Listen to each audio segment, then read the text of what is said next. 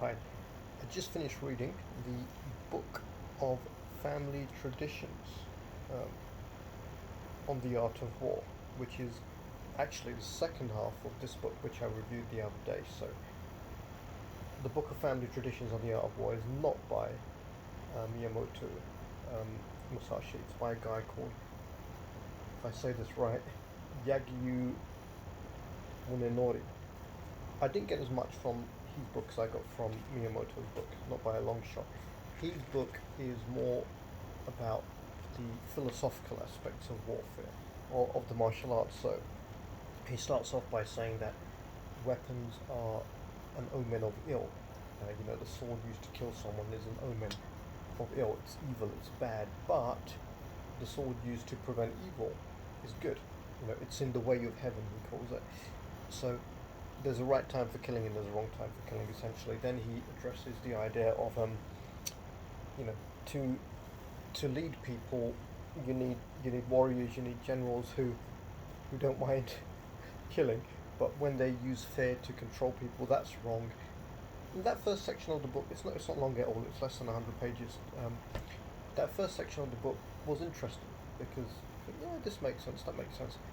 But then he really does belabor some points, and he talks about different methods of martial arts. So there's the way of no sword or the way of swordlessness, and he must have said about 10 times the idea is just not to get killed. If you can do that, you survive. Don't try to take the sword from the other guy because if he's resisting, you have to get too close to the sword and you might get killed. But the idea is just to get out of the way of the sword. It is repetitive. Um, my wife always makes a point of telling me she hates philosophy because they just go in circles. They don't get to any point. I love philosophy because philosophy is how to think.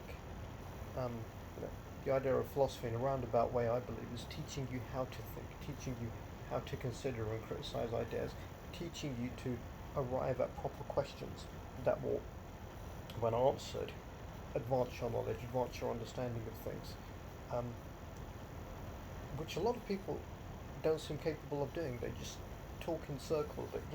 You ask them a question and they make 10 irrelevant fucking points and they don't answer the question. And I think it's because they don't know how to think clearly, or to think not just in a straight line, but to consider lots of different topics. That's what philosophy is for. But this book, I can understand if somebody read that and it was their only introduction to philosophy, they might think, man, philosophy is a load of crap, isn't it? It's a waste of time. Not an awful book, but what he said, what he said, pretty much I think could have been said in about 5 pages.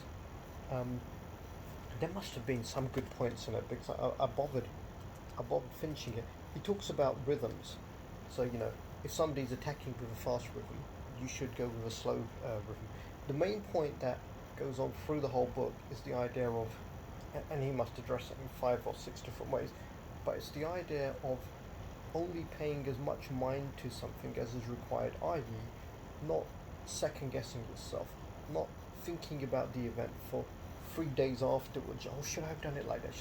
Just think about it whilst you're doing it. Just be in the zone. What he describes, I imagine, is a lot like what's the guy's name, Mihai Csikszentmihalyi, who talked about the zone. He's written a lot on it. That you're present to the situation, you deal with it, you don't premeditate, you don't think too much about it, and once it's done, it's done. There's no going back over it. Oh, what about this? What about that? And he actually calls that sort of obsession, overthinking something. He calls it a sickness. Um, and then he makes about 10 points of this is a sickness, that's a sickness. If I look at a tree and I enjoy the view of the tree, that's good. If I think about looking at the tree when I'm no longer looking at it, that's a sickness. And it just goes on and on. Um, some people might enjoy it. I didn't. I'm going to give it 5 out of 10. He also talks about, when you're doing something, just concentrate on doing it. Don't think too much about what you're trying to achieve by doing it. And it goes back to the old thing about, it's an old Japanese saying, isn't it? If you think about the prize while you're shooting the arrow, you won't hit the target. Yeah?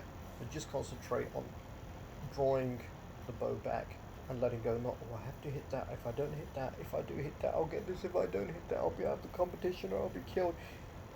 Be in the moment, be in flow, and concentrate on the function, not the outcome. So I guess there are some things you can learn from it, um, but not the best book I've ever read. I guess holding this up might be misleading because the Book of Five Rings is really, really good. And you know, the second half of this tome is not the Book of Five Rings; it's the Book of Family Traditions on the Art of War, which I think the you know Thomas Clary, the translator, could have just left it out. If he'd left it out, the book may have been about that thick. So maybe that's why he didn't leave it out. Or maybe he thought, this is so good, people will read this, and then I'll read my other translation that I've worked so on. Who knows? Who cares? Wouldn't necessarily recommend it. This is probably the first thing I've ever reviewed, which I wouldn't necessarily recommend. Thoroughly recommend what's on the cover, but not the second section. So I hope that's useful for you. Thank you.